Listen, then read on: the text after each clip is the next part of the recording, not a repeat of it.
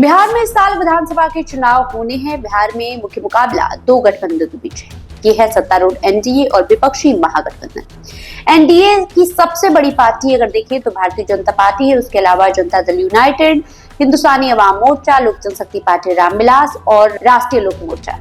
चुनाव से पहले ये गठबंधन खुद को मजबूत करने में लगा हुआ है। इसके लिए जातीय और क्षेत्रीय समीकरण बिठाने पर जोर दिया जा रहा है। इसी को लेकर चर्चा करेंगे कि एनडीए में शामिल दलों का आधार क्या है। सबसे पहले बात कर लेते हैं भाजपा की। एनडीए की सबसे बड़ी पार्टी बीजेपी है। इस समय विधानसभा में बीजेपी के 80 सदस्य हैं। साल 2020 के चुनाव में भाजपा को 19.46% वोट मिले थे, जबकि भाजपा के प्रभाव वैसे तो पूरे बिहार में है, लेकिन सीमांचल इलाके में ये पार्टी थोड़ी कमजोर है।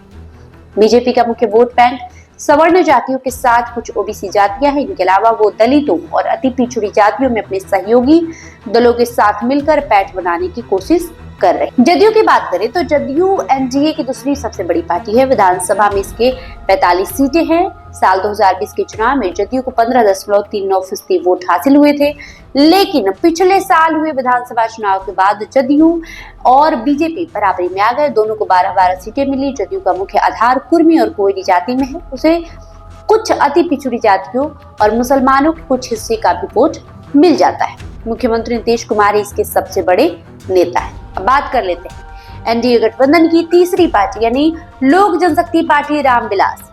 लोक जनशक्ति पार्टी में पशुपति पारस की बगावत के बाद ये पार्टी अस्तित्व में आई। पूर्व केंद्रीय मंत्री और दलित नेता रामविलास पासवान के बेटे चिराग पासवान इसके प्रमुख नेता है। पासवान या दुसाध बिहार की सबसे बड़ी आबादी वाली जाति है। चिराग पासवान इसी जाति से आते हैं। उनका वोट बैंक भी यही है। जातीय सर्वेक्षण की माने तो बिहार में इस जाति की आबादी 5.31% है। जनसंख्या के मामले में ये यादव के बाद बिहार की दूसरी बड़ी जाति है। पहले इसका प्रतिनिधित्व रामविलास पासवान किया करते थे, लेकिन अब चिराग पासवान इस पर दावा ठोक रहे हैं। लोकसभा चुनाव में लोजपा रामविलास का स्ट्राइक रेट 100% था। उसने 5 सीटों पर चुनाव लड़ा था और सभी सीटों पर जीत दर्ज की। साल 2020 के विधानसभा चुनाव में इस पार्टी ने 5.66% वोट के साथ एक सीट जीता था। अब बात करते हैं हिंदुस्तानी अवाम मोर्चा यानी हम पार्टी की। इस पार्टी का गठन राज्य के पूर्व मुख्यमंत्री जीतन राम मांझी ने किया। ये पार्टी आमतौर पर अनुसूचित जाति की सबसे पिछड़ी जातियों में से एक मुसहर का प्रतिनिधित्व करती है। बिहार में मुसहर की आबादी करीब 3% है। मांझी का प्रभाव क्षेत्र गया, औरंगाबाद, नवादा, जहानाबाद और रोहतास जैसे जिलों में है। साल 2020 के चुनाव में हमने 7 सीटों पर चुनाव लड़ा था। उसे 0.89% वोट और 4 सीटें मिली। बात कर लेते हैं राष्ट्रीय लोक मोर्चा की। इस पार्टी की स्थापना उपेंद्र कुशवाहा ने की थी। उनका आधार उनकी कोयरी या कुशवाहा जाति में ही है। जातीय सर्वेक्षण के मुताबिक बिहार में इस जाति की आबादी करीब 4.21% है। कुशवाहा इस समय इस जाति के सबसे बड़े नेता हैं। वो कई दलों में रह चुके हैं और 2 बार अपनी अलग अलग पार्टी भी बनाई है। कोयरी जाति पूरे बिहार में पाई जाती है, लेकिन पटना, भोजपुर, बक्सर, नालंदा, औरंगाबाद और रोहतास जैसे जिलों में इनकी सघन आबादी है। साल 2020 के विधानसभा चुनाव में कुशवाहा अपनी पार्टी राष्ट्रीय लोक समता पार्टी के बैनर तले शामिल हुए थे। उनकी पार्टी को केवल 1.77% वोट मिला था, लेकिन वो कोई सीट नहीं जीत पाए थे।